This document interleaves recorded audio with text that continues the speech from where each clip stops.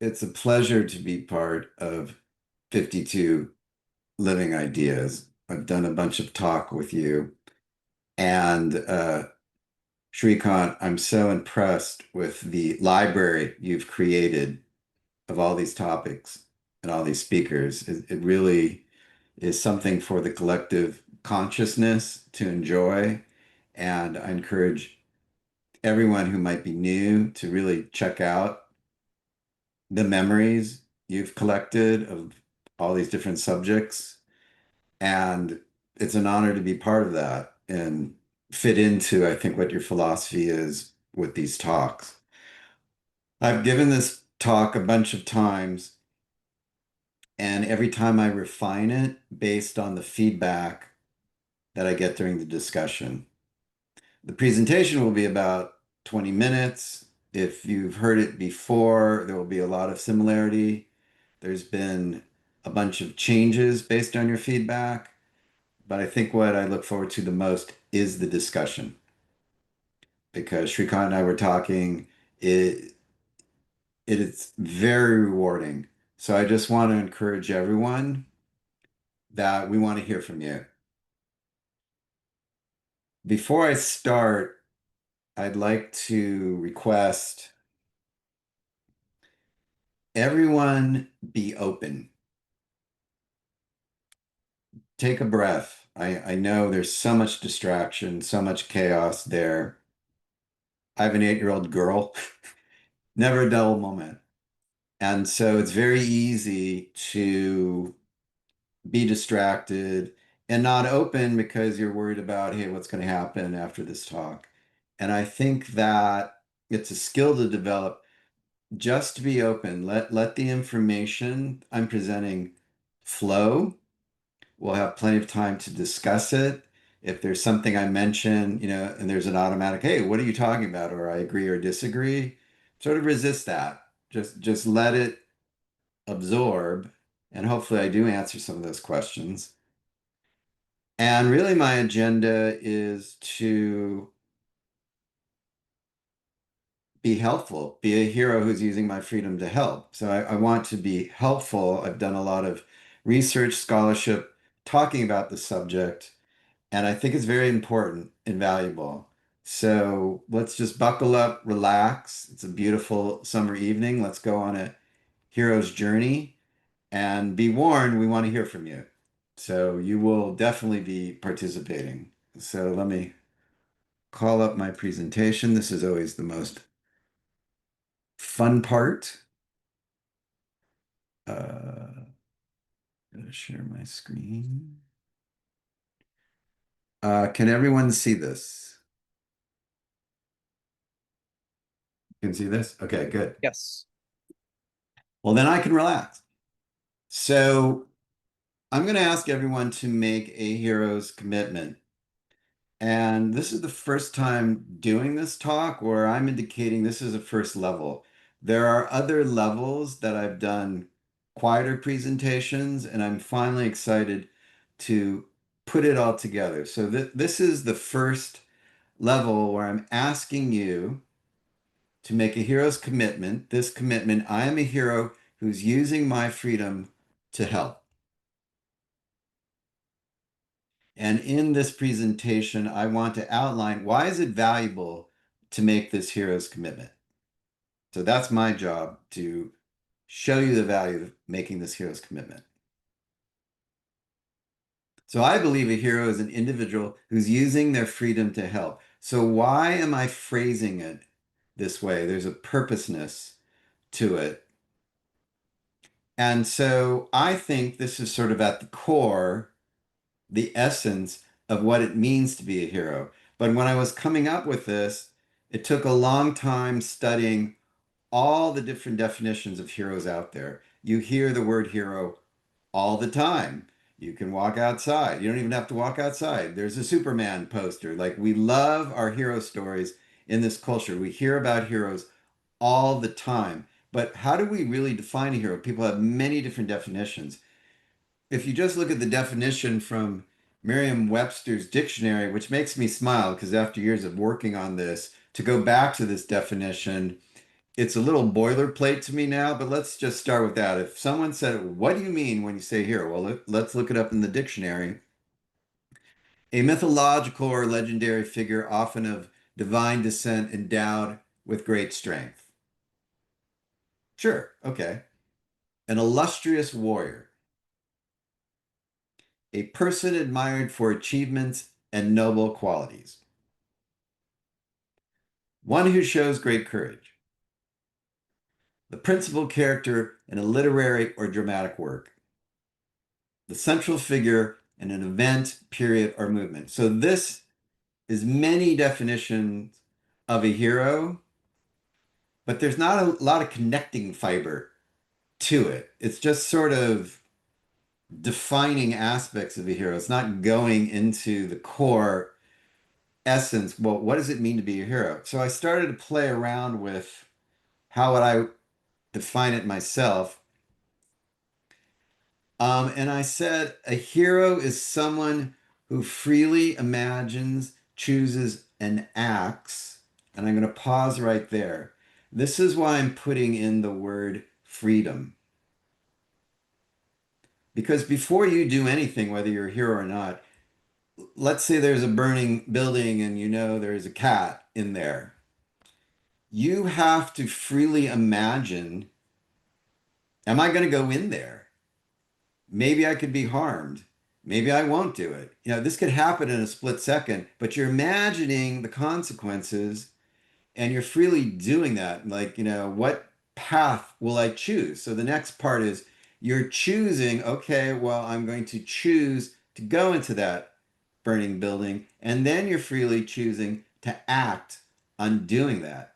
So that is how you're sort of subconsciously using your freedom to make a decision. You have agency, that I don't know if that's still the cool word now, to make choices or not go into the burning building. So you are using freedom very quickly to risk or sacrifice their life to help others, such as individuals, family, friends, fellow soldiers, community of people, nation, humanity, a species, nature, etc. So this idea of risking your life or sacrificing your life is pretty much an accepted definition of being a hero. They sacrifice their life for their country, they risk their lives as a firefighter. So there's some sort of risk or sacrifice to be a hero, which I completely agree with. But what I really want to get to in this presentation is this is not the only definition of being a hero. So I don't want you to think like you can't consider yourself to be a hero if you're not risking or sacrificing your life. Because a lot of people go, well, unless I do that, I'm not really heroic. And I think that's a bad mistake. A hero is a main character of a story. If you go into Hollywood entertainment, they're going, all right, well, who's the hero of your story? And this is a hero who freely imagines, chooses, and acts to help themselves or others to overcome adversity. That's, the character development arc. They have to go through some adversity to watch their development. So this doesn't mean a hero is necessarily risking their life or sacrificing their life. It could be anyone doing anything, and that can be heroic. I looked at some really well-known people's definition of heroism. There's thousands of them, but I wanted to pick out some to make a point. Carl Jung, the hero's main feat is to overcome the monster of darkness. It is the long hoped for and expected triumph of consciousness over the unconscious. I think what Jung has taught me that the most heroic acts we do in our life is what we do for ourselves, confronting something for ourselves. 95% of you being a hero in your life is overcoming something in yourself. Joseph Campbell, who built his philosophy off Carl Jung, also, as we know, the hero's journey, writes, a hero ventures forth from the world of common day into a region of supernatural wonder. Well, a hero is freely deciding to do that. There's some sort of call to adventure, and then there's the refusal of the call. So you have to freely decide you're going to go on this adventure, or you might decide, no, I'm not. So there is a choice, a freedom of choice to go on this adventure. Fabulous forces are there encountered, and a decisive victory is won. Usually an inner world, like in Star Wars, he's rescuing a princess, or in Lord of the Rings, they're confronting the Balrog, or those are all, as we know, external symbols of what's really going on inside us, basically. That's the decisive victory. And then you freely decide as a hero to bestow the boons on his fellow man. You return to the community and you say, this is the treasure I discover. And again, in that, that's a free choice because Campbell talks about a lot of people are like, they're going to think I'm crazy or they're not going to accept me. I'm just going to stay in the forest and be a monk. I don't want to go into the community and risk the ridicule. So you have to make that free choice as well. Martha Beck wrote, tell yourself a life story in which you, the hero, are primarily a problem solver rather than a helpless victim. And that goes to the hero is helping. The opposite of being a helpless victim is being a helpful hero. I took quotes I loved off the internet. Ariana writes, my parents are my heroes, and I hope yours are too. And this goes to my point that you don't have to be that grand figure rescuing a civilization. I think to most kids, and my daughter on a good day looks at her parents as heroes in their life. So this idea of a hero is happening all the time on the family level. Josie House wrote, she is forever my hero and the type of person I aspire to become. She is saving my life and I'm forever grateful. She's referring to one of her friends who donated a kidney to her to save her life. So being a hero could be within a family, it could be within friends. Maya Angelou said, I think a hero is any person really intent on making this a better place for all people. Again, there's an intention, there's a freedom of choice. I want to do this. I want to make this a better place for all people. Stanley, of course, we associate with heroes. Another definition of a hero is someone who is concerned about other people's well being and will go out of his or her way to help them, even if there is no chance of a reward. That person who helps, the word helps again, others simply because it should or must be done and because it is the right thing to do is indeed, without a doubt, a real superhero. A woman wrote, Jane Goodall is a good hero for me because she cares for nature and primates. Being a hero doesn't just involve other people, it can involve other species to play a heroic role. So I'm trying to paint a broad picture of all the different ways that you can be a hero. And I'll sum up these quotes, of course, with my favorite, J.R.R. Tolkien. He wrote this from The Hobbit. I found that it is the small, everyday deed of ordinary folks that keep the darkness at bay, small acts of kindness and love.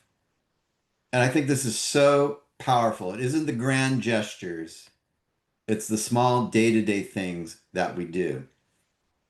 And he wrote this letter about Lord of the Rings that still to this day sort of blows me away. Here is probably the greatest fantasy epic ever written, filled with incredible heroes and demons, um, larger than life figures in this world.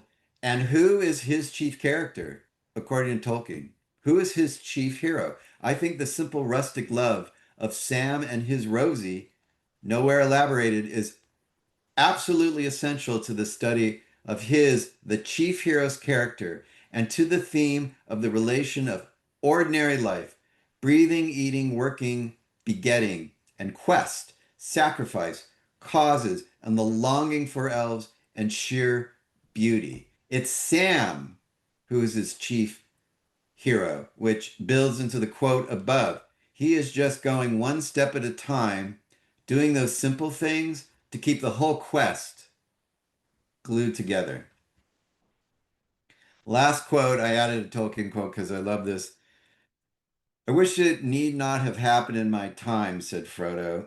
So do I, said Gandalf, and so do all who live to see such times. But that is not for them to decide. All we have to decide is what to do with the time that is given with us. And trust me, I'm sure all of us think like, whoa, this time I'm in is really off the rails at times. I wish I was somewhere else. We don't have that choice. We have the freedom to choose what we do with the time we're in. So when I looked at all these definitions of being heroes, all these quotes, I tried to show you the central pattern that a hero is an individual who's using their freedom to help. I think that's like the key to all these hero definitions. So if you are a hero who's using your freedom to help, you can consider yourself to be a hero. So that's why I'm asking people to make a hero's commitment. I am a hero who's using my freedom to help. It's locking in what the core definition of a hero is into a commitment. Now, I've done this talk enough times where there's still a lot of resistance for you to consider yourself to be a hero. There's still a yeah, but that sounds too grandiose. It sounds too inflated. I haven't risked my life. Well, I just explained many ways you don't have to risk your life. Yeah, but I haven't. I'm not a hero. Okay. I'm like, okay. Well, let me tell you about the hero archetype. An archetype is a character image pattern that is repeated over and over throughout history in our stories, fairy tales, and myths. The hero is probably one of the main archetypes, but there's the old man, the beautiful princess, the sword, the hero's journey, the dragon, the treasure. These are archetypes. They show up over and over and over again, which is fascinating. Like, why psychologically do they keep showing up? And it was really by studying the great psychologist Carl Jung where I started to get to the core of the mystery of what archetypes were. He's transformed my life. I've studied him for decades. And if you're just getting into learning Jung, it's not easy. I would strongly recommend his autobiography, Memories, Dreams, and Reflections. But there are numerous other ways to study Carl Jung, but that's my recommendation. So, throughout our lives, we constantly hear, read, see, and participate in hero stories. It's happening right now. We're bombarded by advertisements for Superman. And after that will be the Fantastic Four. And oh, did you play this video game? I mean, we are surrounded on steroids by hero stories. The constant appearance of a hero makes it an archetype and indicates there must be something valuable psychologically, culturally, and mythologically about being a hero. Why this word? Well, what's valuable about being a hero is that it can help you to survive, overcome adversity, and expand your loving of being alive. It's very valuable to be a hero. So this is why a community, a culture, or a collective is constantly creating and sharing hero stories. Some of these hero stories have been passed on from generation to generation, or some of the hero stories are new, but they usually contain the same archetypes. Over time, because of hearing, reading, seeing, and participating with so many hero stories, the psyche became conditioned, structured, and formed an imprinted memory that it is valuable to be a hero. This is what blew me away when I was reading Jung. What he is saying is that we have formed a psychological memory, nothing in our control, that it's important to be a hero. In the same way, we have a memory of it's important to have an immune system. And those that don't have an immune system were weeded out generations ago. And those who didn't learn to be an effective hero, they were weeded out. We have an imprinted memory of being a hero. And this is why hero stories throughout history are so attractive, popular, entertaining, and inspiring, because our collective psyches, our collective unconscious, remember and know to instinctively value heroes and hero stories. So we're just drawn to it unconsciously. So, what does this really mean? This means your psyche wants you to be a hero. Why? Because your psyche remembers and knows being a hero can help you to survive, overcome adversity, and expand your loving of being alive. So there's a resonance in you unconsciously, like, be a hero, be a hero. So not having an ego image of yourself as a hero and not behaving like a hero actually blocks your psychological energy and creates a psychological disruption. Your psyche does not like you not being heroic. It has tremendous effects on you. So you need to create an ego image of yourself as a hero, which will help you behave like a hero. And that's work. You have to take it seriously and go, okay, I'm not the grandiose save the world, but I am a hero to my kids or my friends.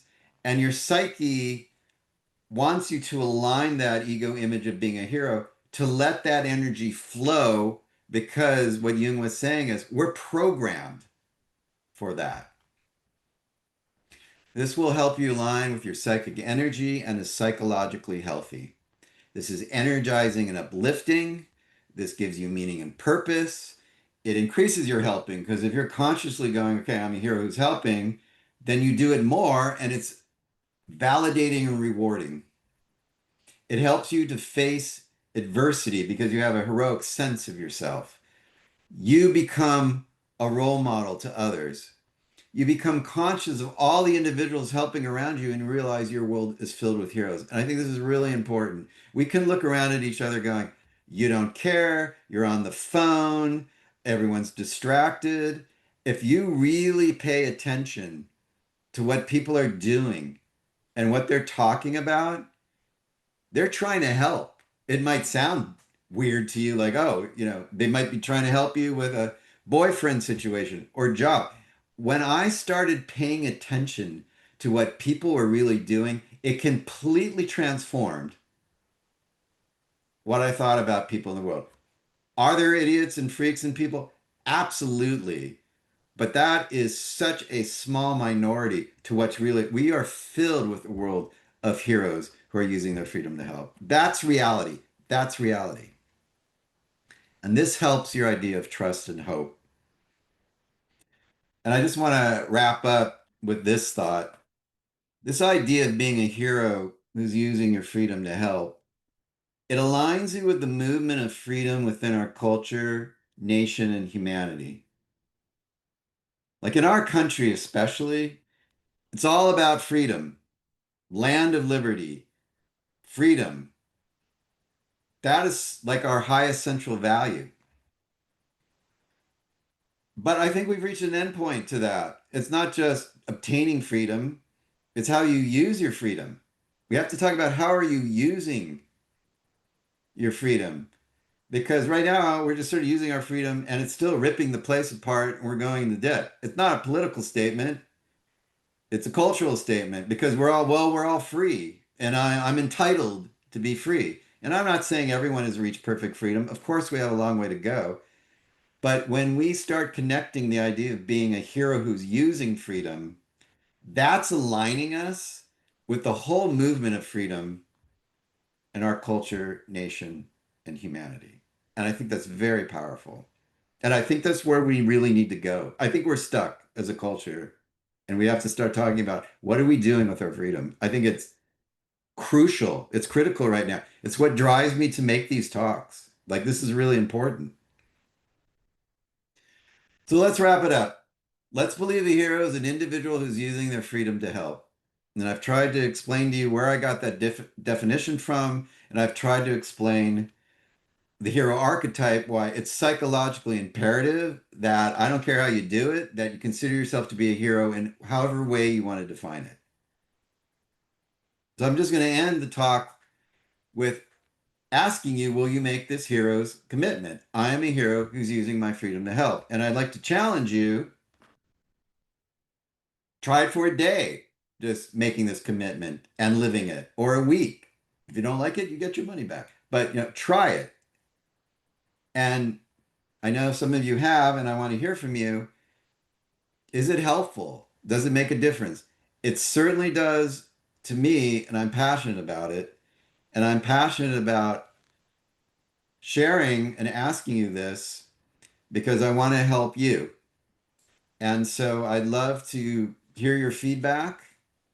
Let's get into the discussion. Let's have some fun. So thank you very much. Well, thank you. Thank you so much, David. Folks, would love to hear your thoughts. Go ahead and raise your hand in Zoom,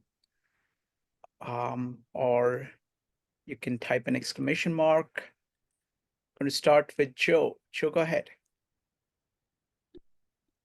Yeah, David, I mean, I thought it was a fantastic presentation. I think it's really important to think about these concepts because I think it's really where we derive meaning. The challenge that you issued is one, that everyone should consider. What I'm thinking, I was trying to go through and define my thoughts, what a hero would be, and how does one then become a hero within that, within that framework. And I think that one of the overarching themes here at 52 Living Ideas in general has been, in some way, shape, or form, the pursuit of virtue. And so I think that that's essentially how do you become a hero. And then you think about it, and you talked a little bit about this idea of courage, and this how we act courageous. But it's always important to understand how to do that with wisdom. And so then courage otherwise could become a vice in that particular instance. So this idea of lifelong learning and continuing to understand ourselves and what is really meaningful is really is key to this process. I also think that it's doing something for the sake of doing it and for no other reason. And I think that is true freedom when you're talking about what does it really mean to be free. You're not tied to the outcome.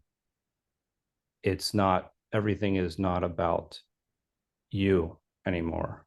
It's about the act that you're performing.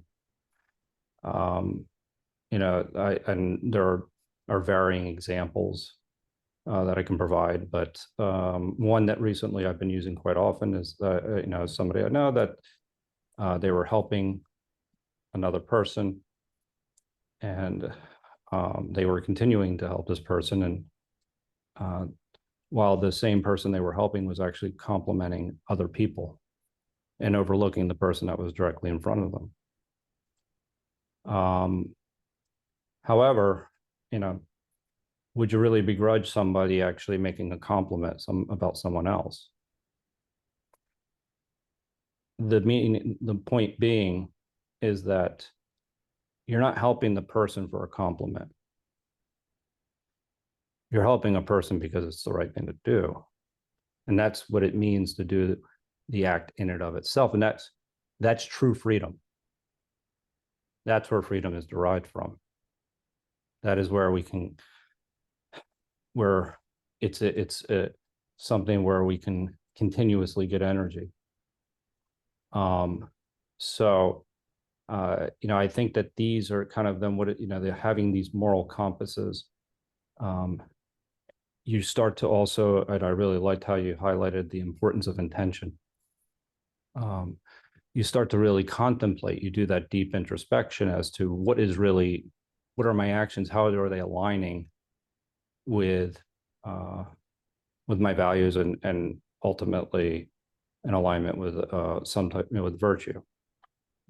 And as I'd mentioned, that's something that you see as an overriding theme here at 52 Living Ideas, and as well as in Aristotle in particular, obviously, who wrote the Poetics, which covered storytelling and how various poets had changed storytelling. But Aristotle had also written about the importance of how virtue is, this leads to human flourishing. So I agree. And lastly, I have a few things, other things I could share, but I know there's a couple people in waiting. I think that what you said was the quotes that you used from Tolkien were profound. Specifically, the one from The Hobbit that I very much like, that it's the small acts of kindness that keep the evils at bay. We have a tendency to think that things that these are grandiose types of acts, while if you're really developing the habit and doing the right thing for the right reasons, which is true freedom, as I'd outlined, then the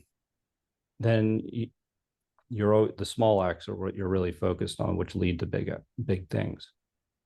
And so the small acts remind us that the world's worth living.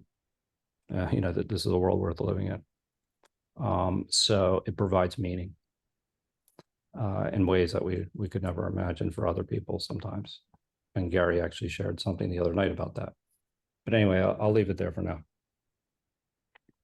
Well, I'd love to respond. There's so much good stuff you had there, but I want to build on some of the things you said. It's the freedom of not worrying about the outcome. It's true liberation, where I'm a hero, I'm using my freedom to help, full stop. That's for me. That's an alignment with my psyche that energizes me, and it's not dependent on outside feedback. It's icing on the cake, it's cherry, sure. You love people to respond to you. But I think that there's a fear, and that's why I think what you said is really important. There's a fear of not helping because you're worried about the outcome. You're worried it won't be appreciated and you'll be exposed or embarrassed and not feel good. Hey, I tried so hard and I didn't get what I was expecting I was getting. And it takes a lot of strength to just make the commitment that I'm doing this for me. And I really think there's a psychological reward for that and I never really thought of it until I heard you talking. It's like, I do believe your psyche is programmed to help. We're social beings. So, if we're not helping each other, we would have fallen apart eons ago. But so there is, and if we don't help people, we're not going to make a living, or no one's going to choose us as so there is a payoff to be helping. So to actively prevent ourselves from helping because we're worried about the outcome, our psyche starts saying, who cares? Let's just help, man. And you will feel so in alignment and euphoric about it. You don't care what the outside thinks at all. But don't stop yourself worrying about the outside. I will reward you more than any outsider will reward you. And that just came up when you were talking. So thank you for eliciting that. Thank you. Thank you, David. Folks, go ahead and type an exclamation mark or raise your hand in Zoom. Would love to hear from everybody. Vanessa, you're next. Yeah, I think there's kind of, maybe you can divide this into two different ways. If you think maybe the the hero, like maybe someone that serves in the armed forces, whether they enlisted or they were drafted. If they went and served because they're really realizing they may get injured or something. And I would say in most cases they're not doing thinking I'm going to get a Purple Heart, I'm going to get a Gold Star, I'm going to be acknowledged. Just either being patriotic or serving my country. And then like the everyday heroes. And a lot of times, if you would talk to that person, they may not consider themselves to be one. I kind of think, but I think in that case, I use the term sacrifice and or being reliability. When I use sacrifice, it can be like, you're sacrificing your time. You're not expecting anything in return. So you may see someone saying, "My gosh, this person's so busy. They're tending to the garden. They're putting off taking that second class because they're looking out for a neighbor." And not they get some cookies baked by the person. That's great, but they don't expect anything whatsoever. And even being authentic to who you are, because some people may be fearful of doing that because maybe they're timid. It's not their personality. You think of the fight or flight, which you go through. Maybe there's other ways they could help, maybe like writing letters or something, so they may not be afraid to put themselves out there, but they can help in other ways. And I myself was saying, either the way I was phrased, I tend to be happy and upbeat. I'll be singing in the middle of the street in Philly, and I'll see people pause and either they're dancing to my rhythm or whatever, and their smile comes on their face. Because sometimes just by doing these things, you find yourself in a better mood. And even if someone doesn't acknowledge, every time I get off the bus driver, I'll say, "Oh, thank you so much." And if they go above and beyond, I try to compliment them or, wave or say hi. And even if cleaning up, if you're walking down, like maybe going back and picking some trash up, or double check you saw someone that maybe looked they were down and out, and think, oh, something tells you maybe I should just go back and ask them. And I happened to be walking on the street one day, and I saw someone look like they had maybe passed out from like diabetes. That was my first thought. And I went around and said, "Are you okay?" Whatever. Like I cleared everyone out of the way. Of course, everyone said, "Oh my gosh, is everything okay? Is everything okay?" Someone called 911, and the person rejected because it's possible they were simply stoned, but not knowing that, like the way they were just on the ground. And like my first thought was this person might be in need of like first aid or assistance, medical things. But up to that time, before that, everyone just happened to walk by. But whether that's just growing up with two brothers in the family, you look out for your neighbor. So also knowing who you are personally. And like I said, usually you're not going for the recognition, but if someone like were to describe you, oh my gosh, they sacrifice all this time, or they don't ask for anything, or they volunteer where they could maybe be working a second job and getting that car or whatever feature they want, but rather than that, they put others first. So usually if you were to talk to this person, they wouldn't describe themselves as such. And they're like not looking for the recognition. And sometimes by not doing that, you're almost are kicking yourself in the pants because you're not being authentic to who you are. You're like trying to be somebody you're not. So sometimes, like you mentioned, like it becomes part of the psyche. So some people may either looking for the recognition because it may boost the ego, not so much they want the pat in the back and they want the 5 trophies on their shelf. Because sometimes the validation simply, oh, you matter as a human. So some people may appreciate it, but they're not going to suddenly stop doing it if they don't get the recognition, because they may simply get that out of the accomplishment of like either, okay, I did something good, I feel good about myself, I contributed in a positive way.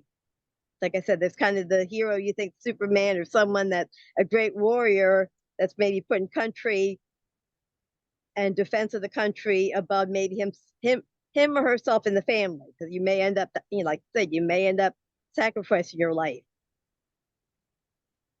Does that make any sense? You follow? My pet peeve is when people say something very insightful that they ended with, "Does that make any sense?" I think it made a lot of sense. It brought up a lot of stuff while you were talking, Vanessa, and um, it helps me want to emphasize a point I didn't do in the presentation. When I say, all right, make a hero's commitment, I'm a hero who's using my freedom to help, I've got feedback where people, it's almost like they live in fear that if they made that commitment and consider themselves to be a hero, like at some point, someone's going to come up to them going, "Do you really think you're a hero?" and you're going to be all embarrassed, like, well, no, and well, did you make a hero? That's never going to happen. Almost look at this as you're a secret agent. You have a secret. You've made a secret hero's commitment because you know your psyche will really resonate with it. No one's going to call you out on that. You don't have to live in the fear. You don't have to worry about someone's going to think your ego's, absorbed. It's just do it.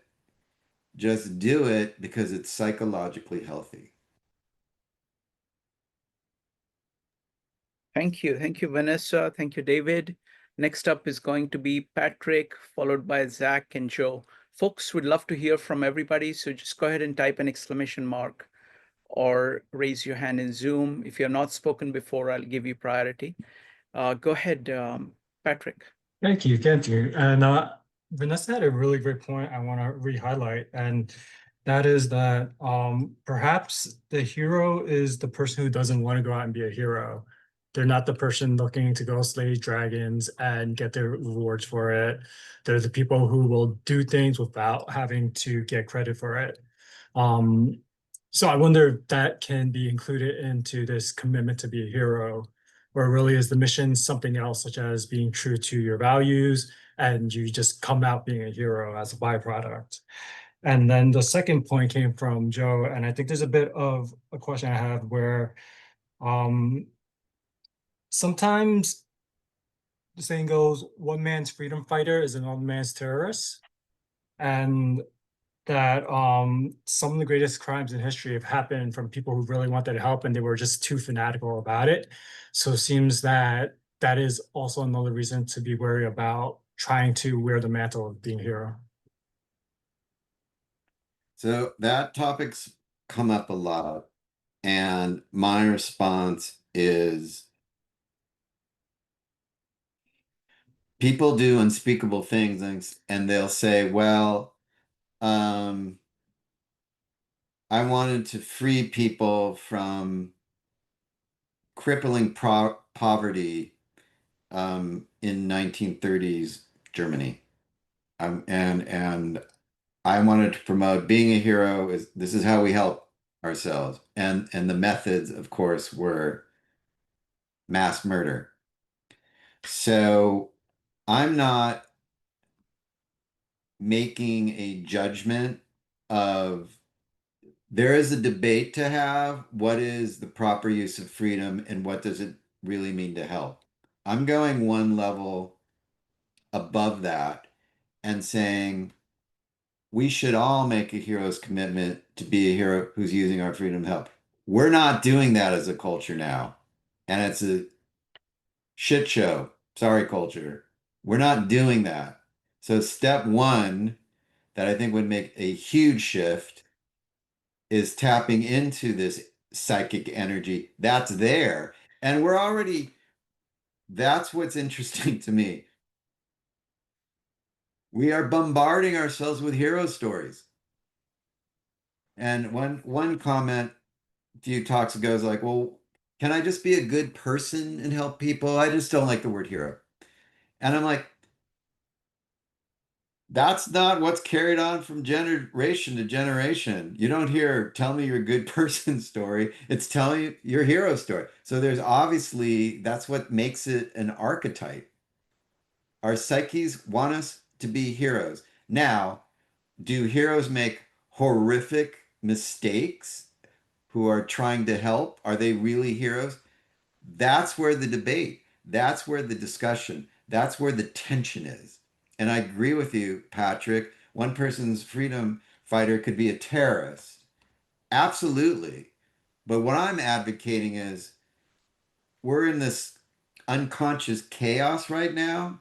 So a next step would be let's create a heroic culture. It's got to be better than where we are right now. And then really ratchet down on what does it mean to be a hero who's using their freedom to help.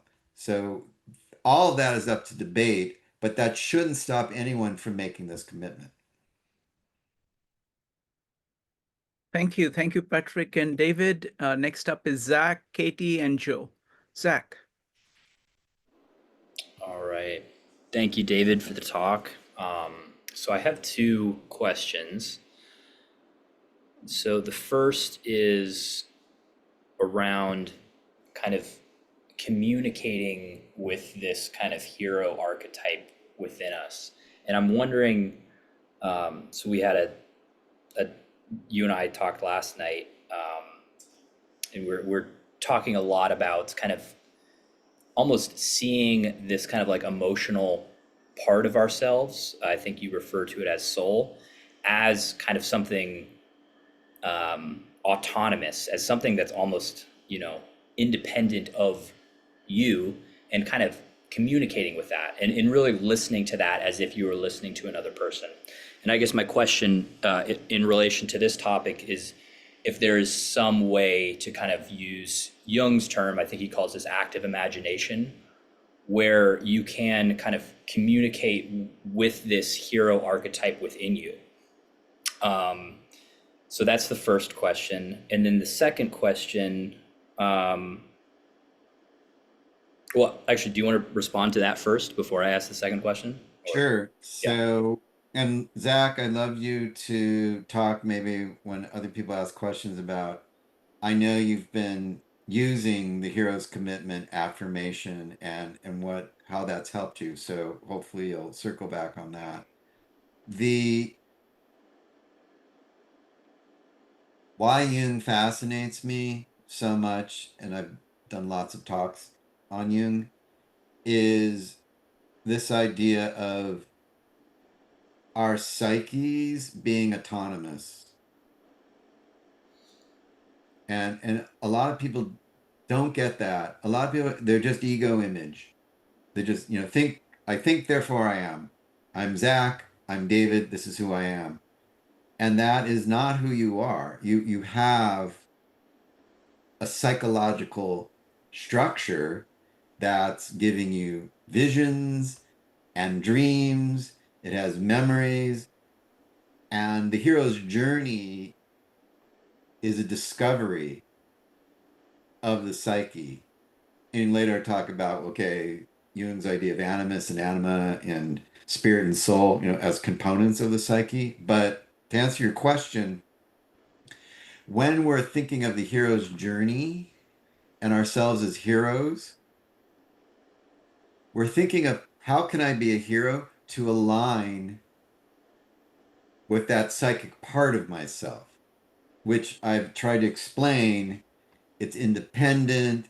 It wants you to be helping. It wants you to, because, this will increase their survival. So the goal is separating your hero ego image from your psychological self and having those two pieces work together. As I said, most people are just ego.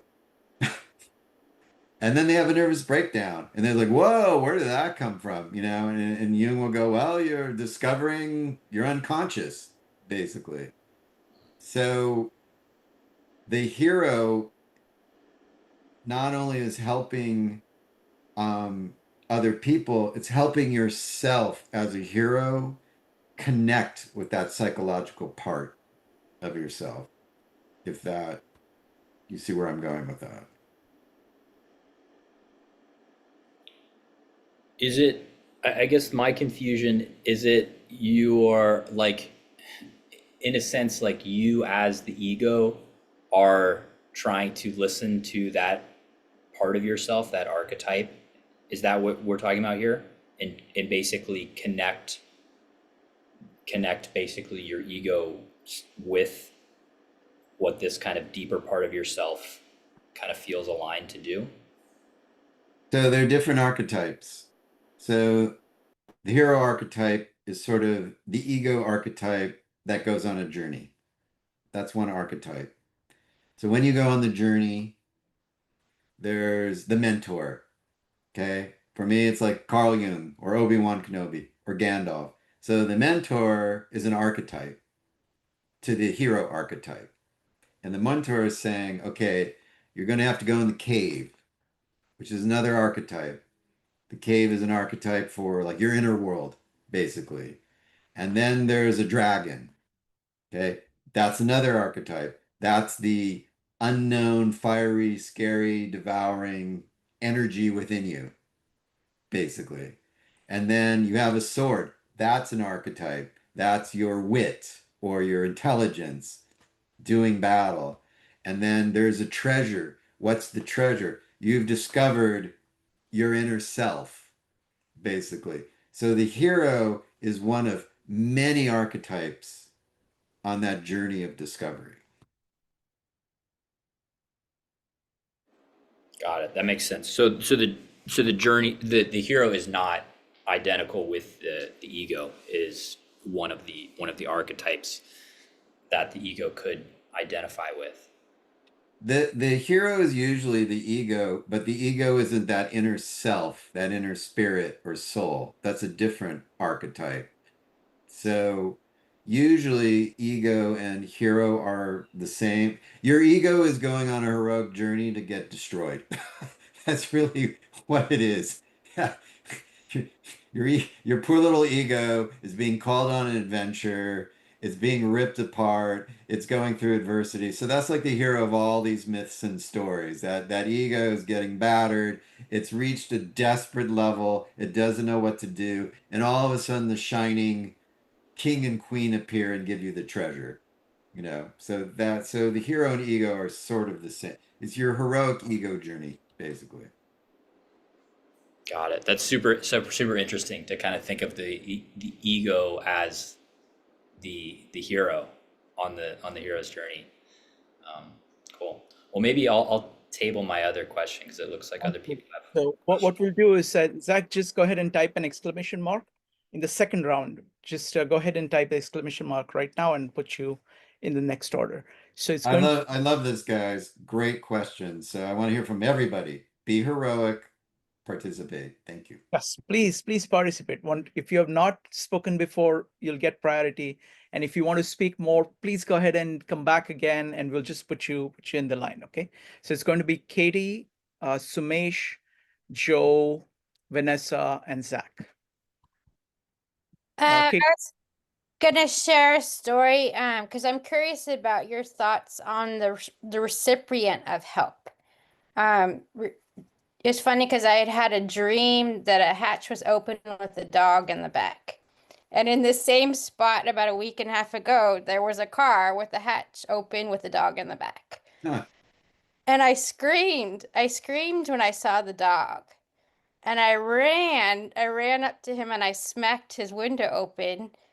And he came out and he was a little bit embarrassed that he had made a mistake with having the hatch open. And he told me that I kind of scared him a little bit. So how would you comment on like the recipient of help? It kind of also shook he abruptly stopped. So it kind of shook. There was a little bit of uncertainty. It shook the carrier with the dog in it. Not like I was nervous about it, but he stopped so abruptly that it kind of shook it. But then he thanked me that he didn't go on to like a faster road with his hatch open. So I just wanted to highlight the story because there's always a little bit of uncertainty when you're helping somebody, like, even though like I stopped him from going onto a freeway where, lots of deer get killed on that street. But it did shake his carrier and he was embarrassed. I wonder how whether you could talk about receiving help from somebody. I think that's very interesting because, well, there's the recipient of your help, and then I want to ask you about when you receive help from someone. And it's sort of like what we were talking about with Joe. It's, well, how did you feel? Before I get to your question, how did you feel helping? Was it just easy to do? Was it natural? Was it instinctual? Did it feed into the dream? Like, were you just flowing in it? How did that make you feel? how it just reminds me how much I love dogs, and I go, oh yeah, I love something, and I feel connected to force, and I remember how much I love my own dogs, and Mm-hmm. And then I'm assuming that you noticed, did they appreciate who was receiving the help? Did you get, they might have been nervous or embarrassed or self-conscious, but did you get a sense of appreciation? I And did that matter to you? I did. I sensed that once he realized that I wasn't gonna advise him or anything, I was just gonna stand there, until that my only goal was to get him to see that he needed to close it. And then he looked at me and he said, thanks, and then he may not even appreciate it fully that the day that it happens. It might, or maybe even never, because in the moment it might be kind of embarrassing to have it pointed out. It's sort of like we're saying, you don't really have control over how the person will react. But this is what I found. I'm going to be quite honest. People have so many blocks now between COVID and social media. We all feel that vibe. I was raised with no social media, not a lot of electronics. So I'm so used to like the interconnectedness of people, and it's so dramatically standoffish. It's, a lot of it is remnant from COVID. And I just made the decision to push through it.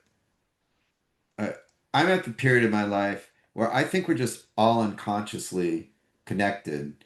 And I just really ignore people's ego image or their persona because I know it's all a mask for everyone.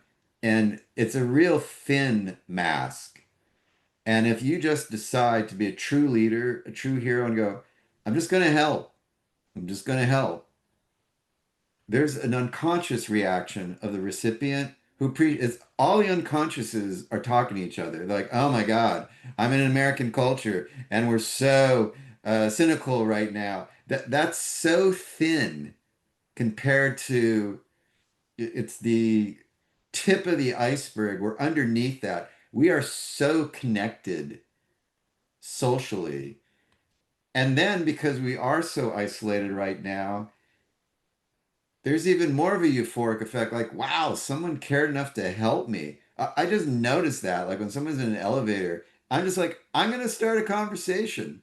And there's almost an instant, they're stunned. And then there's an appreciation like, thank you. So if you want to be a real leader and hero, you just got to push through worrying about people's reaction because they will appreciate it. And if they don't, like we're saying, that's okay too. Thank you, David. Next up is Sumesh. And I want to invite Janet or Junie or Mahabub or Marco to contribute if you would like. Okay, you don't need to, but it would be really wonderful if you did. Sumesh, go ahead.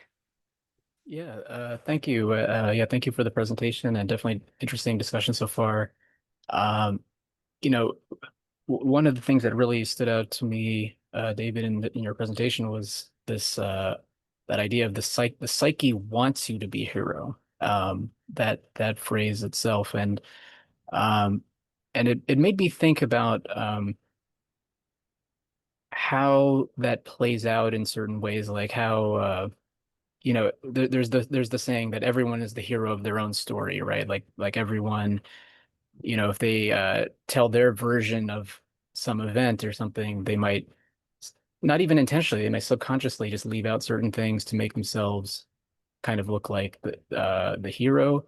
In some cases, they make themselves look like the victim, which is another coin. It's like the other side of the coin is sort of like there's you know like being a hero who has agency and being a helpless victim that has no agency.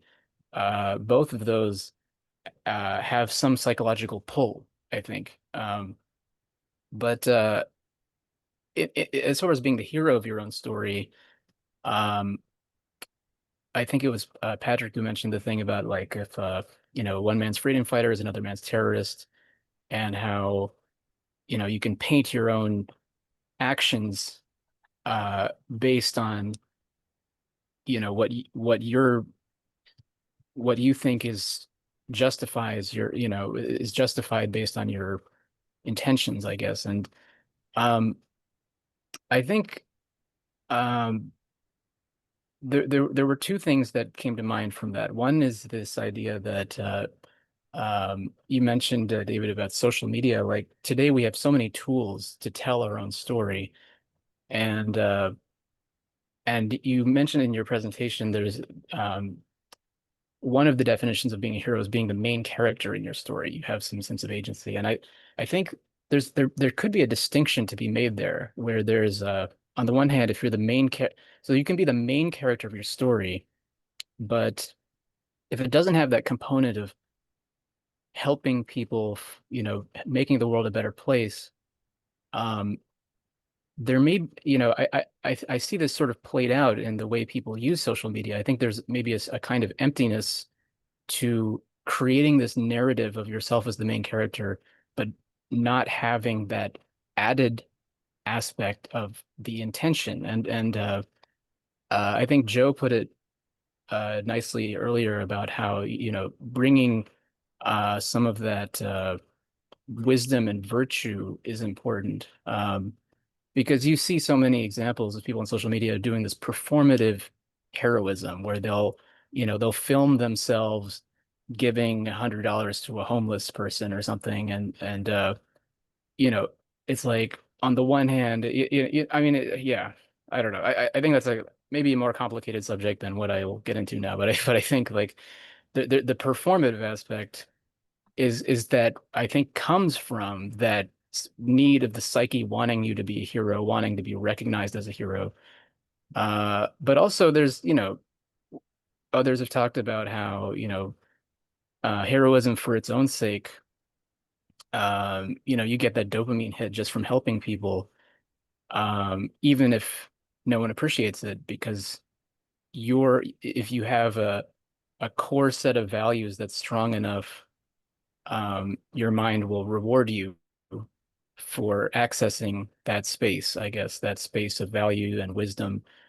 Um, I guess I'll leave with a quick question, I guess, is sort of you mentioned a little bit about leadership, and I think heroism and leadership are definitely related, but I was wondering if you could expound a little more on the idea of how um a lead, there's an aspect to leadership where, the best leaders you could say are like the ones who do it for the right reasons, the ones who serve. And so there's a, kind of a there's kind of a thing about like the best leaders are the ones who don't really want to be in the position of power, but they take it on reluctantly. Um, I was wondering if there's an aspect to that with heroism as well. Yeah, I know that was a lot of thoughts at once, but yeah, I think I'll leave it there. Thank you. Well, I want to build on a few things you said, which were what I love about these discussions is, I preach being open. So I try to be as open as possible when I hear everyone talk. And my reward is from everyone's comments, insights come up I never thought of before. And that just happened, Sumesh, with you and everyone else. And the insight about, is there a difference between being the main character of story and actual heroism? And it's like, okay, or are these just all narcissists and they use the word hero incorrectly? Narcissism is out of control right now. But people have a desperate need for attention. And then there's like, okay, watch me dance or light weird stuff on fire or complain. There's that level of just pay attention to me. I'm doing weird ass shit. And then there's the performative that everyone can see through. I'm doing weird ass shit, but then I'll end it by giving $100 bill to the homeless guy, and you're like, that's sort of a twisted virtue signal. And so that's just going to exist. And what came up when you were talking, and the other question about, okay, one person's hero or freedom fighter is a terrorist.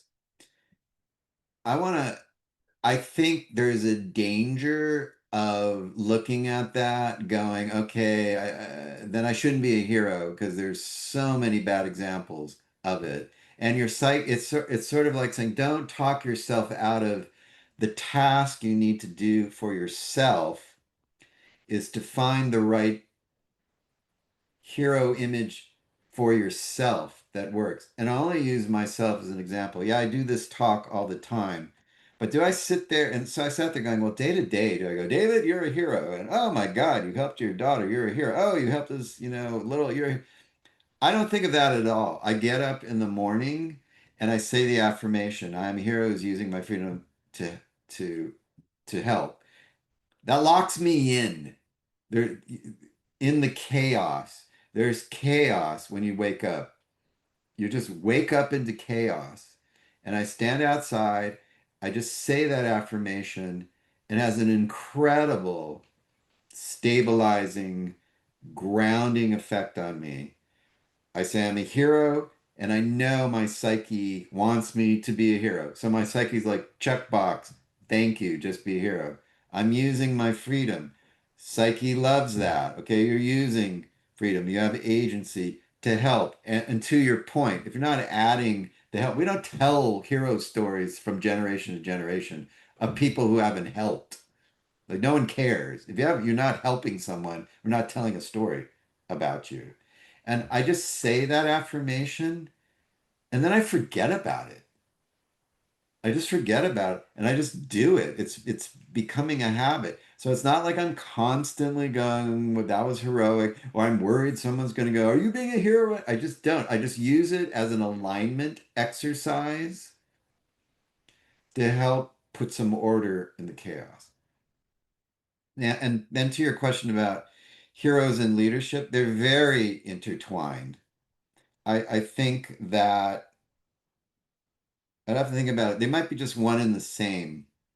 You know, you're using your freedom to help other people.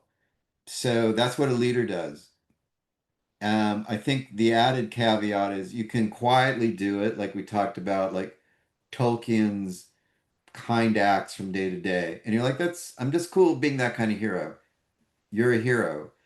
But if you want to move others in a direction, if you want to utilize power, what leaders do, then I think you really need to consciously or subconsciously appeal to their heroic instincts or they won't follow you. So so I think being a hero is the base to being a leader, but a hero doesn't necessarily need to be a leader to be a hero. And I love your feedback on what I'm flowing on. Thank you. Go ahead. Yeah, yeah. I was just gonna say that. Yeah, I think that was really definitely insightful, and yeah, thank you for kind of expanding further on my questions there. Thank you. Next up is Junie. Junie, go ahead. So I was wondering why I was a bit reticent about participating in the discussion. And David, you said something that just kind of like I wanted to build on. I wake up every day and doing good is part of it's second nature to me. It's not, I don't think of myself as a hero. I think my job is to help. So that doesn't make me a hero. As the protagonist of my own story, I don't get rewarded, for living a life of virtue. This is what I've chosen to do. And so I'm listening to everyone, and everyone has great ideas. I've never thought about it that way. The other thing that I'm thinking is it could be a cultural thing because I'm from Haiti, and it's not a word that we use like, oh, you're a hero, oh, you helped this person, you're a hero. Well, you help this person because this is the human thing to do. So that I just wanted to explain why I was a bit reticent about, sharing my thoughts. Well, I mean, my reaction is this is why it's like the question when my friend goes, "Can I just be a good person and help people?" And I'm like, "Absolutely." I wake up in the morning, it's second nature to help people. I want to be around you all the time, Junie. It's fantastic. Like you're enlightened, you have a beautiful soul, and you're helping people. So I'm not suggesting like not considering yourself a hero is good or bad. I'm just presenting that psychologically, in some cultures, this archetype of hero appears over and over. So I sit with that. Why? Why does it appear over and over? Now you can sit there and go, it's not necessary for me to live the life I want to live. And I'm like, fine. I'm just interested why this term keeps coming up.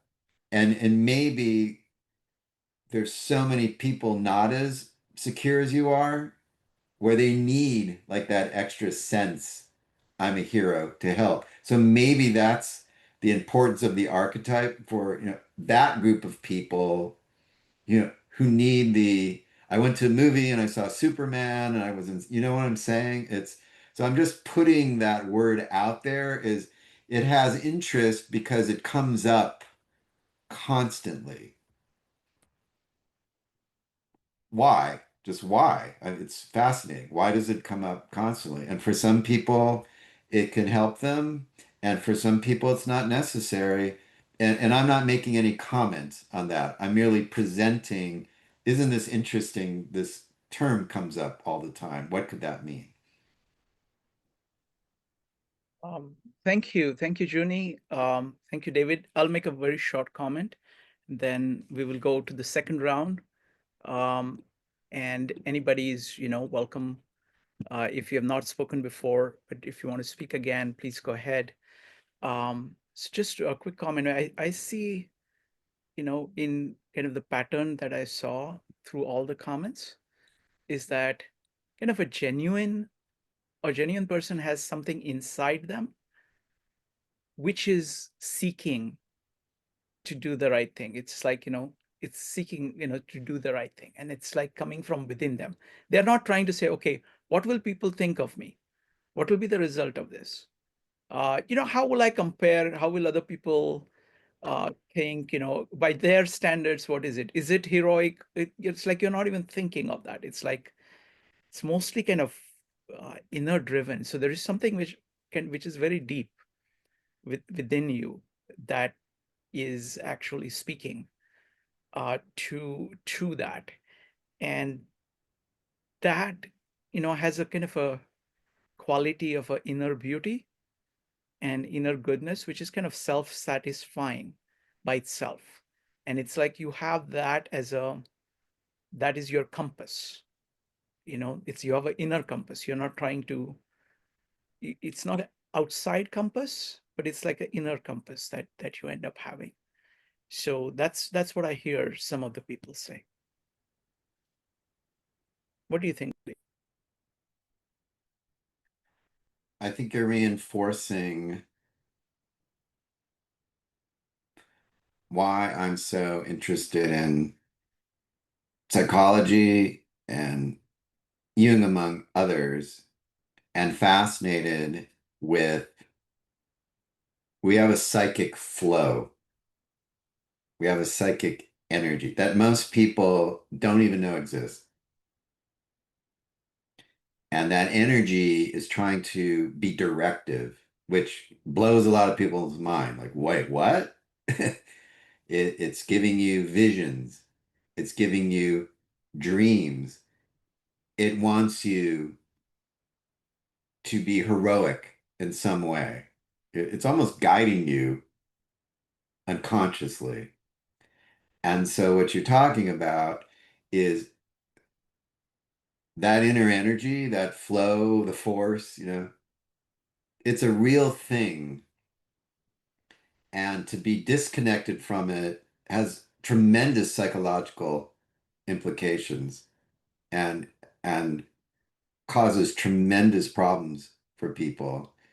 So the more we take it seriously and try and learn from it and unblock its flow and building what you're saying, to me, not seeing you as a hero or however you want to define it, blocks its flow. I want you to be a hero who's using your freedom that you have to help. Allow that flow. Why? That will help you in every aspect of your life. I'll make you feel inner euphoria. People will appreciate it. People will hire you. It's all good. And so many people not seeing themselves as a hero because it's like, oh, it's inflated. I haven't, saved people. Your psyche doesn't like that. It will rattle you. It will punish you. I'm doing other talks, about Jung. Like it wants to be known. No, I want you to align with me. And if you don't, your life's going to be miserable. You're going to be addicted to everything and in denial. And so the faster you figure out a way to see yourself as a hero and help, the faster we're going to flow. It's not just going to sit there and tolerate ignorance and denial. It's especially as you get older, it demands attention. Thank you. Thank you, David.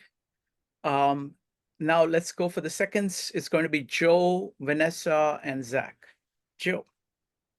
Yeah, David, I mean, I really have I've enjoyed your comments and as well as everyone else's. I think that they really have been insightful on a number of levels. I really just quickly I know that Patrick asked the question as far as commenting on the idea of the one man's terrorist as another man's hero, and how do you kind of reconcile those two? And I think that that's it's a fair question, but I think then you have to ask the question is what is the opposite of what you're saying? I mean, so are you to live without intention because of that? Are you to live, uh, uh, not like a hero?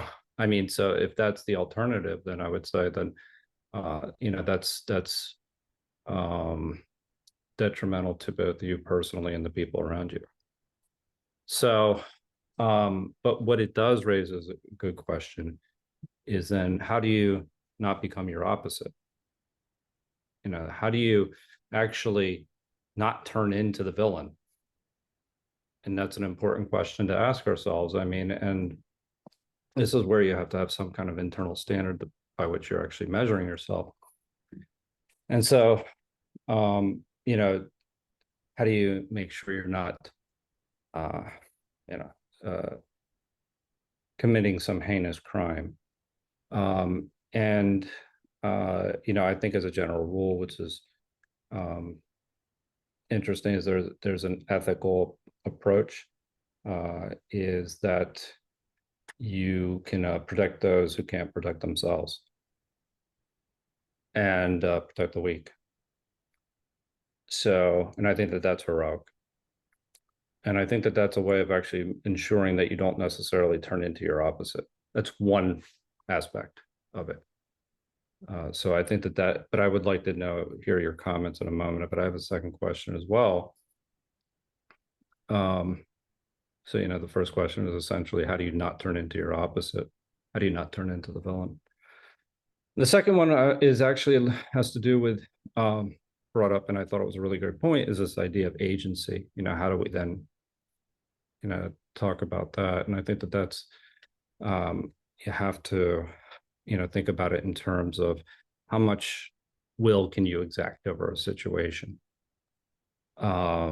And so it's the capacity for the person to act, and that has a lot of nuance in it.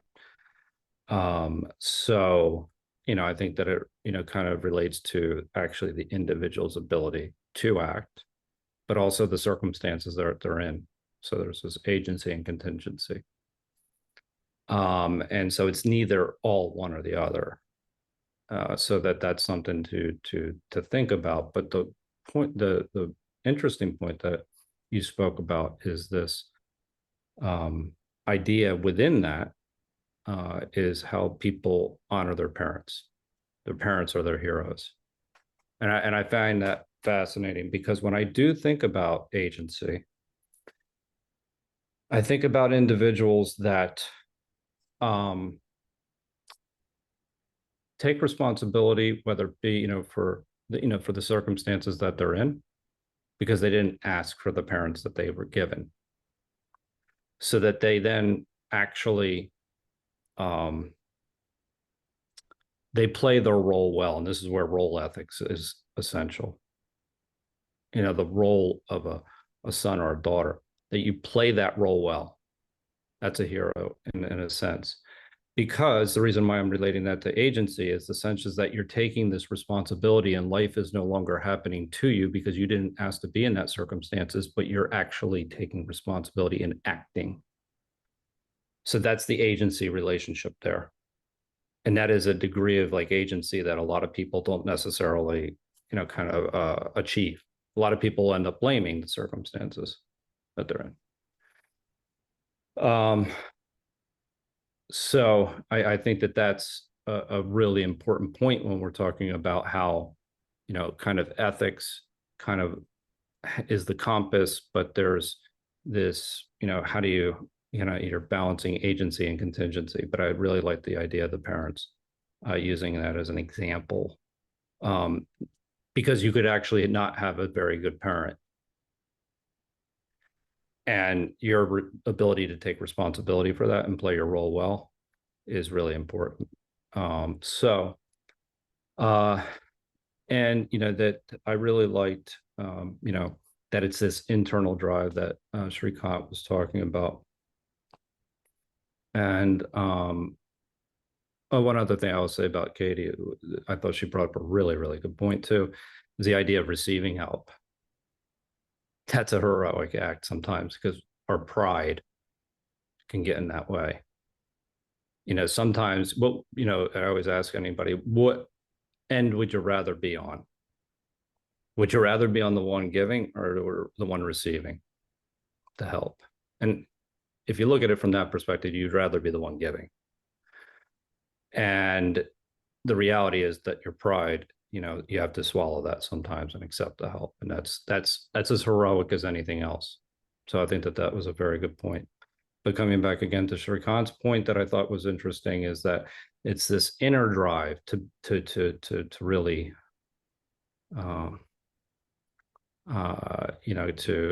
that seems to exist within a hero, that the external opinions are drowned out. And I agree with that. I mean, I think that there's obviously a feedback loop that's important in that process, right? So I guess my second question would be, how do you address the idea of the unreliable narrator? So, the idea that our biases, and how essentially, you can have someone that is innocently, telling themselves a story, or maybe as a way of kind of protecting themselves, is telling themselves a story that's not necessarily real.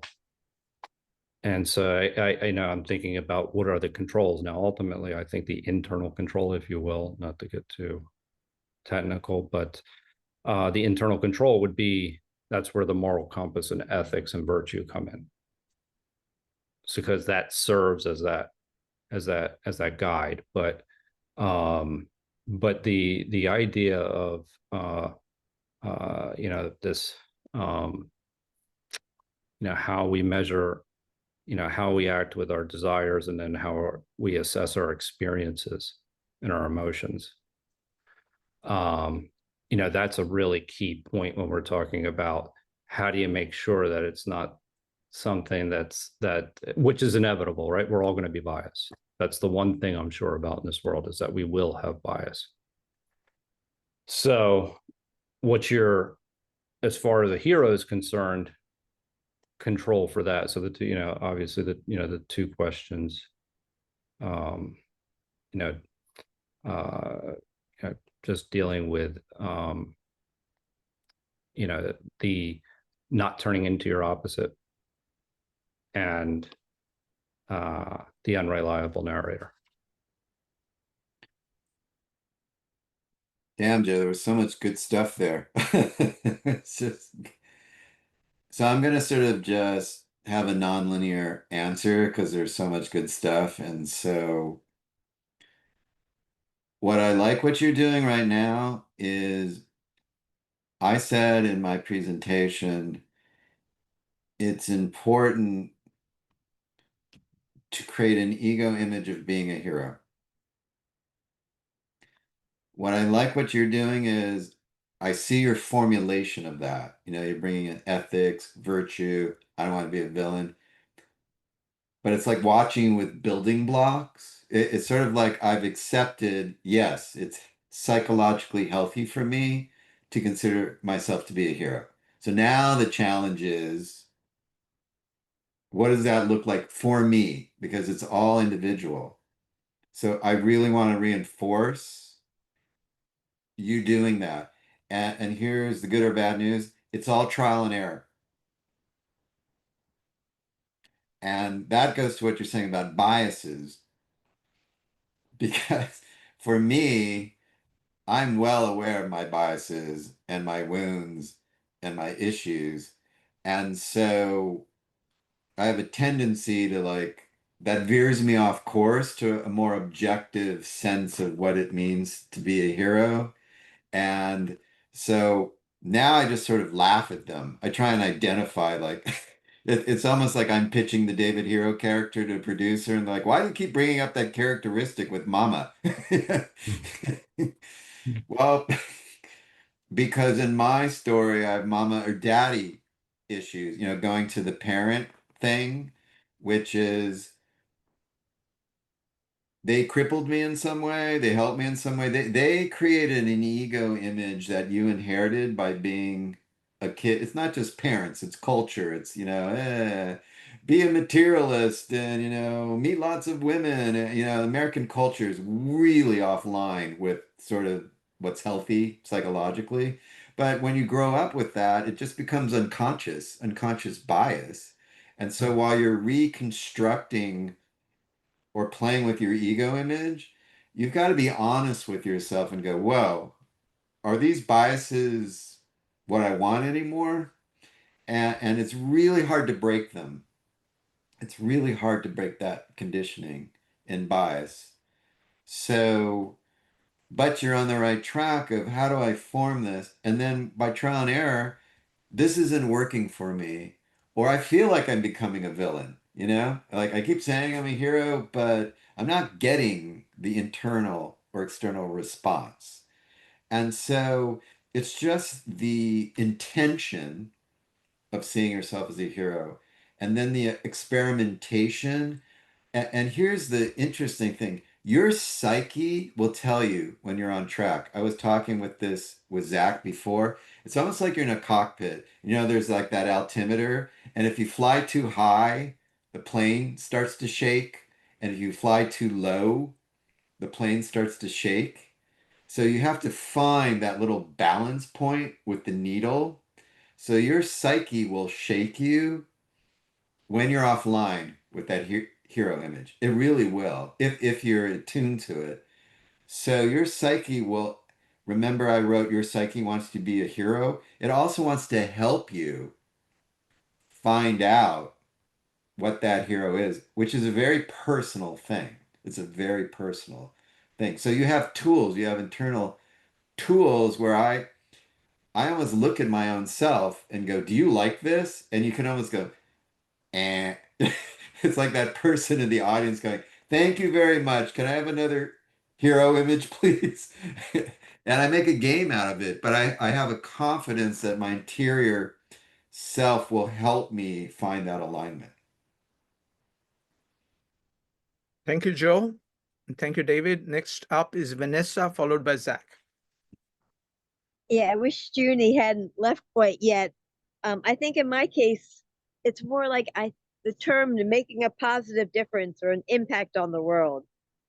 Because whether it's just the way I was raised, maybe because my mom said something, she complimented me. And I was trying to acknowledge everybody else that she's like, Vanessa, don't you know how to take a compliment? It's like, okay, now you're getting mad at me because I didn't accept your compliment the way you wanted to. It's just, realizing everyone else is out there.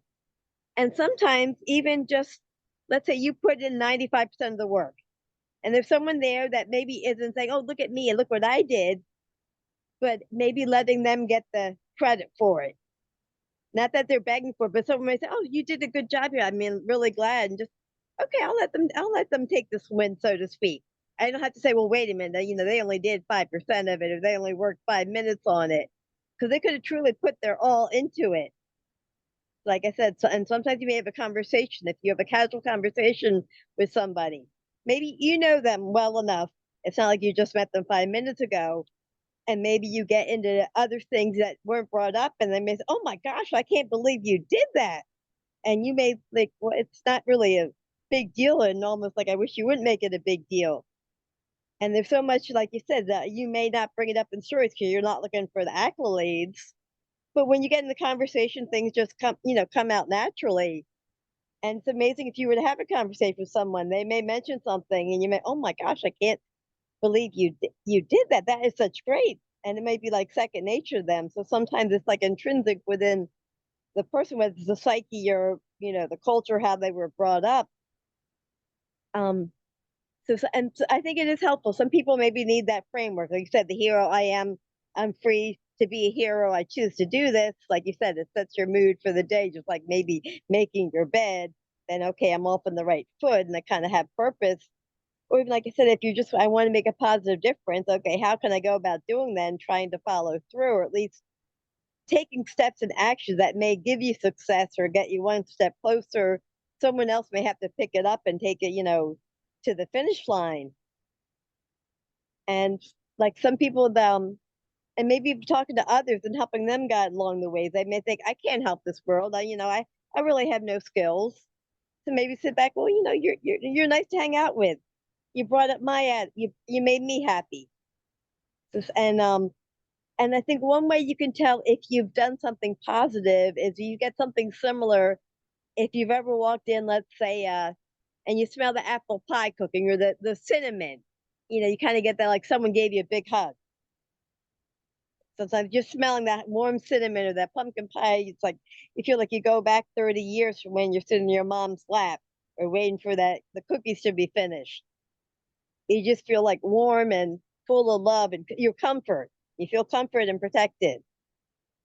So sometimes if you feel that way afterwards, you realize, wait a minute, maybe my actions gave that for somebody else, or I realized I did something positive, followed through, and it's going to make a difference in somebody's life.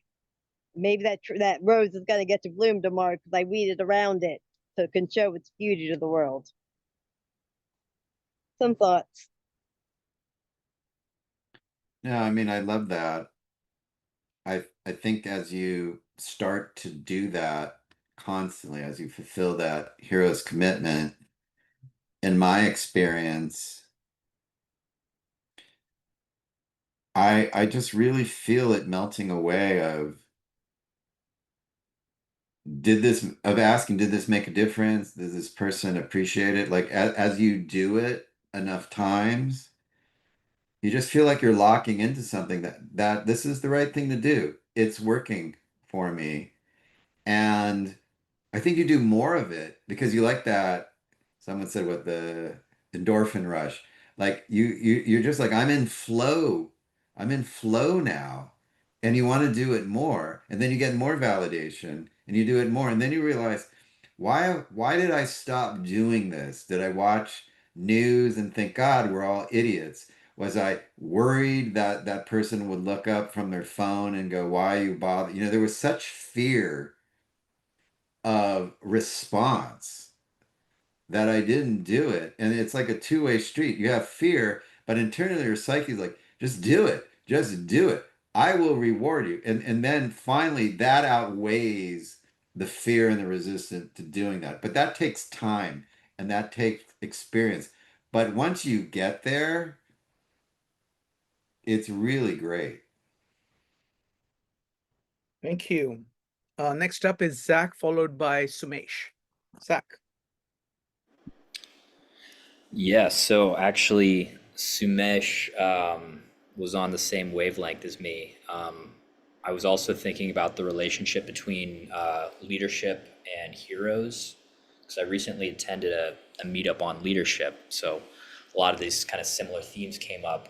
But yeah, I wanted to kind of riff on this a little bit. So what I was hearing you say, David, about leadership and heroes, and correct me if this is not what you said, but this idea that all heroes are leaders, but not all leaders are heroes.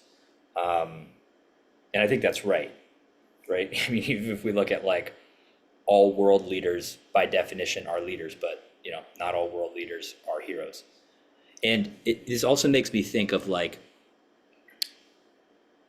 one of the distinctions too between the two is like a leader may or may not choose to become a leader, in the sense that you may use your own free will to decide I'm going to lead, but that also might be bestowed upon you. Whereas to be a hero, that requires constant conscious choice, right? So like when Frodo was given the ring, he was bestowed the leader, but he didn't actually become a hero until he decided to consciously accept that responsibility and take it on. So I think that's an important distinction between the two. The other thought I had was a leader is more of a descriptive statement, and not to get too like into the kind of linguistic, but I think it is important, whereas hero is more of a normative statement, or it's more of a value judgment. Right? Like you can have a good leader or you can have a bad leader, but you cannot have a bad hero, right? Because to have a bad hero, it becomes a villain. It becomes its opposite. Whereas a good leader does not, like the opposite in my mind of a leader is a follower. So I think that's another description, a discrepancy there, is that like leadership, at least in my mind, is more descriptive. Hero, there is a value judgment, which I think also makes sense why a lot of people take issue with identifying with it, right? Like people, I think in general, are not going to take issue with identifying as a leader. Like if you're the boss of a company, nobody's going to be like, no, I'm not the boss. I'm not. Like, no, you are the freaking boss. Like, that's like not debatable. But a hero, again, because it has that value statement, there's a value judgment there. Like there's no such thing as a bad hero, at least in my mind. You are, that would be the opposite. I think I had one more thought on this, just really quickly. Oh, this is more of a thought, but also a question. So in my mind, kind of going from this leadership discussion I attended, we were talking about like, whenever you're speaking of leadership, you're kind of talking about a little bit of an uneven relationship, in the sense that, again, like for there to be a leader, there needs to be a follower, or a person or persons being led. So my question is, so essentially, like for that word to make any sense, there needs to exist its opposite, which in this case is going to be a follower or a person being led. My question is, does the word hero assume that there is a villain? Like, is it sensible to use this word hero without a villain? So just some thoughts, and I'd love to hear you react to any of that. Yeah, and then I have some questions for you. So I was thinking about what you were saying. I need to spend more time with it. I go back down to the base of I'm a hero using my freedom to help. So I'm pushing out everything before that. What was a hero? What's a leader? Good, bad, villain, etc. Like for my own psychological health, I'm forming this commitment. So that's my new sort of renewal starting point. There could be a huge debate that one person's hero is a villain and vice versa. And, how I define using my freedom to help, a lot of people would be aghast, like, how dare you? And there could be that reaction. Or I could look at someone going, hey, I'm trying to be a hero using my freedom to help. I'm trying to help my stockholders, and you think I'm a greedy, so there's so much debate on the next level. Is this really the best use of freedom? Is this really helping? And that's sort of endless, like throughout time. So I'm not spending a lot of time identifying who's a villain, who's a hero. You know what I'm saying? Because for my purposes right now, I just need to focus on my attention and my pathway. But it is interesting because I thought I was using my freedom to help, but getting feedback from people, everyone was hurt by it and they see me as a villain. But then I have the freedom to adjust. So, it's a lengthy discussion. A leader, what was triggered is you can't be a leader unless you have followers. By definition, you can stand up and say, I'm a leader, but if no one's following you, then you're not leading anything. I mean, I guess you could be the leader of yourself. And so, why are those followers choosing to follow you? You're offering to help them. I'm going to help you genocide people we all agree are terrible. I'm going to help you strip the environment for stakeholder value. You know what I'm saying? And to their mind, you're helping. Now, maybe a majority of people are going, what are you talking about? That's evil. You're a villain. But the followers think you're helping them or whatever. And that's an interesting debate. Now, one person's leader and one person's not. And my honest reaction is that it's all gray area. It's all fluctuating. It's all uncertain. It's all changing. And to be comfortable with that, it's almost like a day by day process. Is this a leader? Is this a follower? And my instinct is I'm at a place right now. I don't want to worry about all that because a lot of times it's like paralysis, paralysis by analysis. Like my goal is just, hey, if I can get people to think of themselves as heroes and using their freedom and help, that's a contribution. And I don't know the answers to the other stuff because it's so variable. But it's fascinating. It's a fascinating question. But I'm just being honest with myself. That doesn't interest me right now because it almost distracts me from the personal work I need to do for myself. But now I have you, Zach. I'd like you to share a little in our conversation because you played around with making this commitment and using it as affirmation.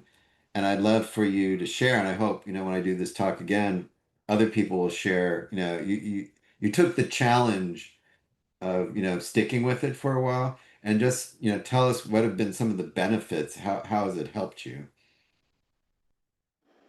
Sure, yeah.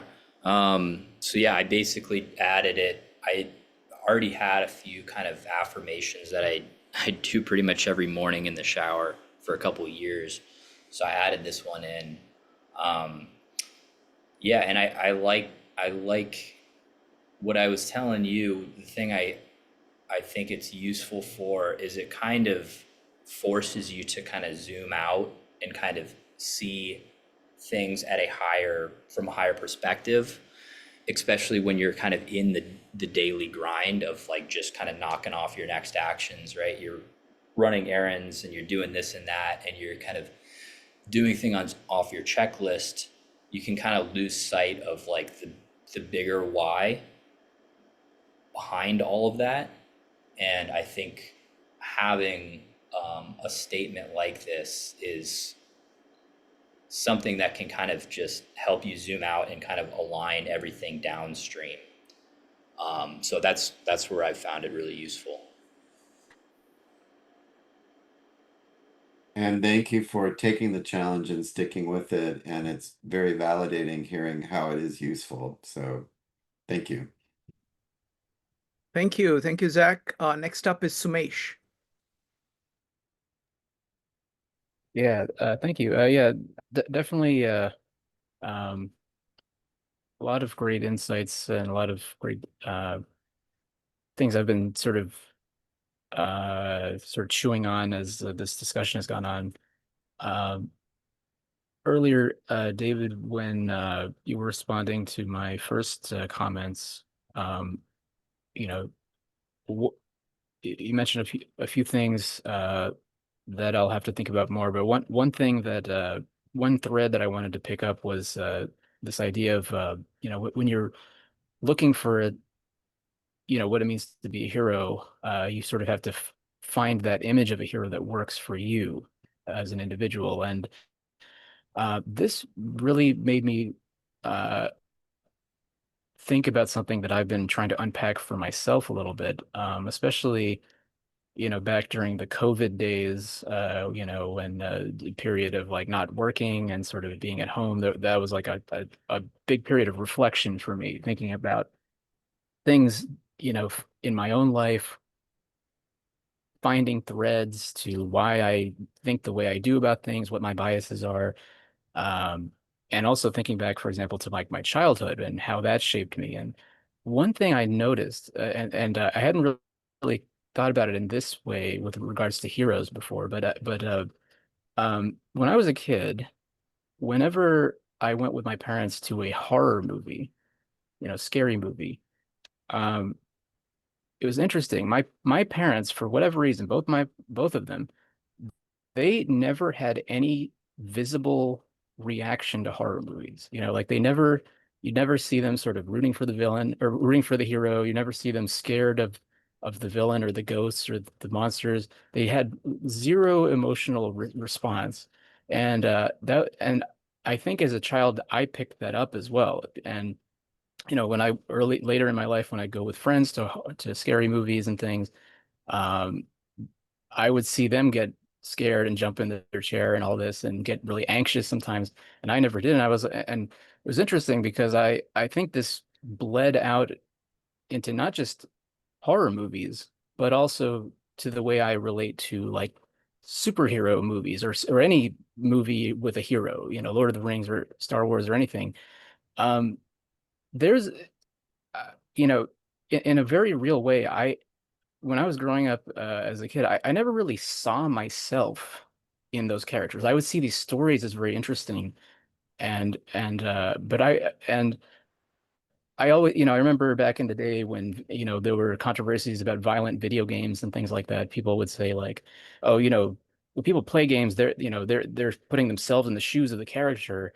And you don't, if it's a violent character, they're going to pick up that. And I said, that's ridiculous. Nobody's doing that. But you know, later on I started to realize like people actually do, they're playing out a sort of a fantasy of what they want to be when they're playing a video game, which was not how I viewed it.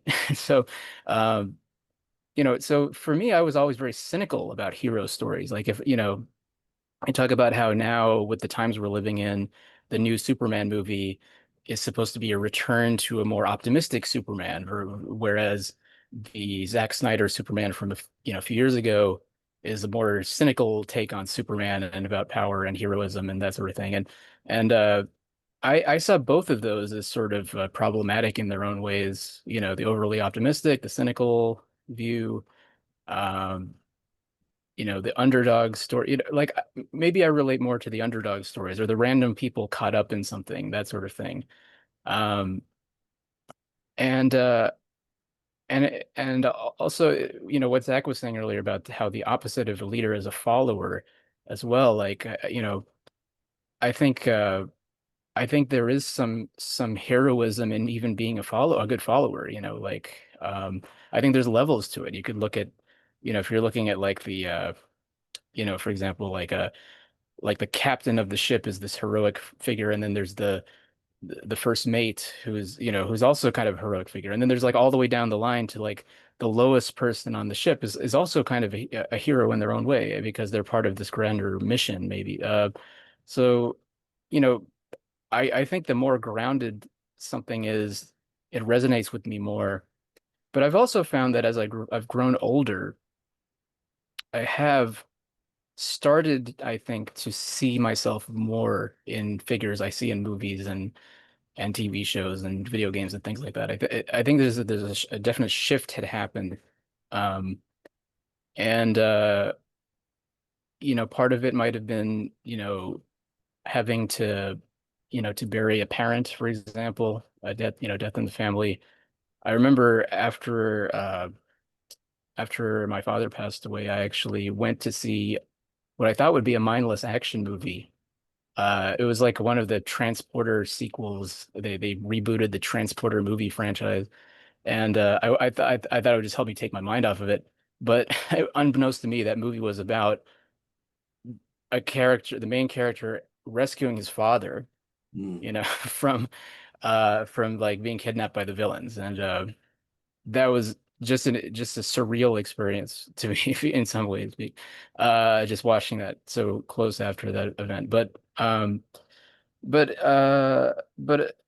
I guess yeah, just to wrap up, I wanted to also just there was something Vanessa said that made me think for myself about how heroism and plays in my own thinking. And um you know, David, you mentioned like parents are heroes to their children, and Vanessa mentioned how um you know, if the idea of making a difference in someone's life, like you're a hero to that person, you know, the idea of that resonated with me because I've seen cases where I look at myself through someone else's eyes, and that changes my behavior. Like, would my action make this person proud?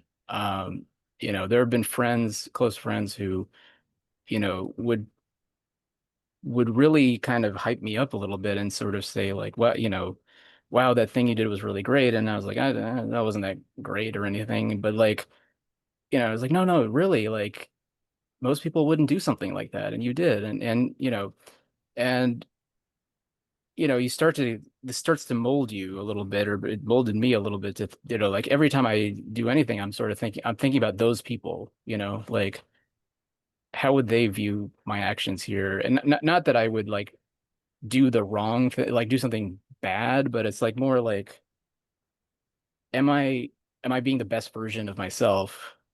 And it's not coming from me. For me, it seems like it's coming more from like how like being the hero other people see me as if that makes sense. And yeah, maybe that's not a healthy thing, but because I feel like it maybe should come from within, but anyway, but that's yeah, those were some of my thoughts. Yeah, I mean, I think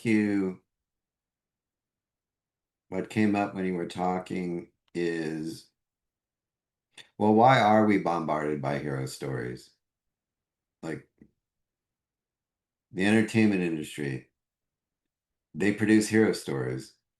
Um, sports heroes, History Channel heroes. It's just constant heroes.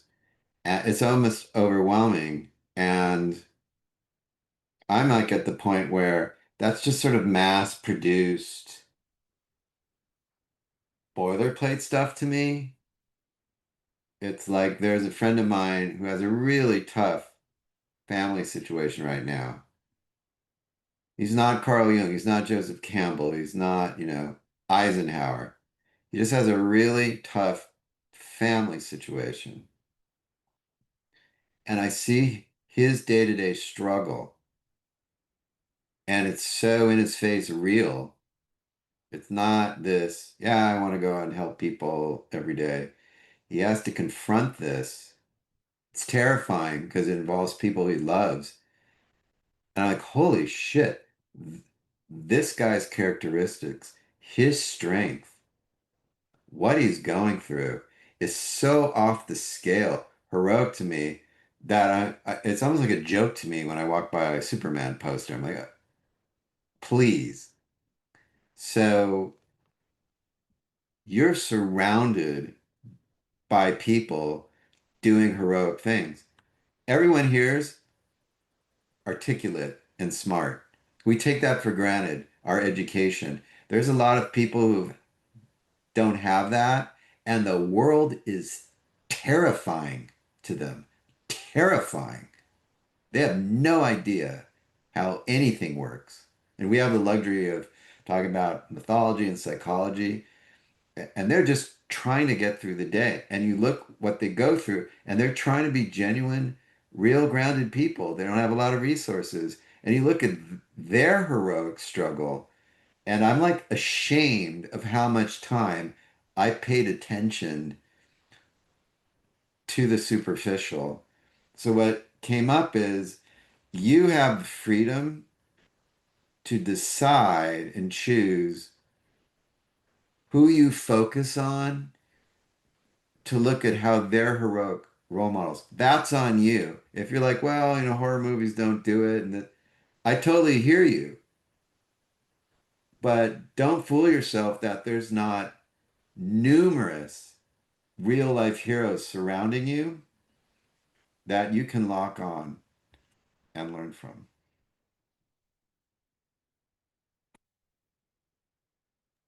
All right. Thank you. Thank you so much, David, and everybody. It's just amazing, amazing conversation. This is just so beautiful. I just want to end with some quick things. So I Please. want to challenge everybody who's here or might listen to this to make this hero's commitment. I'm a hero who's using my freedom to help. Try it for a week. Just try it for a week. Come back when we do these talks. Tell me how it goes. It's made a huge difference to me. And the reason that I'm doing this is there is an importance to this hero's archetype. There is something there to its psychological importance. That is real. It's not David making it up. That's a real thing. So that's the hero part. The freedom part, so important to our culture, this idea of freedom. And so I think we've just reached the point where it's how do we use our freedom? We have to start asking ourselves that question, not an entitlement of I should be free. It's a road to nowhere. And then the last part is the helping part that seems to be the essence of what it means to be a hero. So it's heroism, freedom, and helping, sort of combining that, and giving it a coherence. I know, and I'm saying this, I know that's valuable. Whether you do it or not, I hope you do, but I am free from whether you do it or not. And that to me feels very euphoric. The last thing I said is I'd love to keep the conversation going. You can reach me at messages@hero-net.com, messages@hero-net.com. There's a whole bunch of other stuff we're doing at HeroNet. And thank you, Shrikant. A hit as always because of the participants, and we will keep it going. Just fabulous, fabulous. Thank you. Thank you, David, and thank you, everybody. Good night.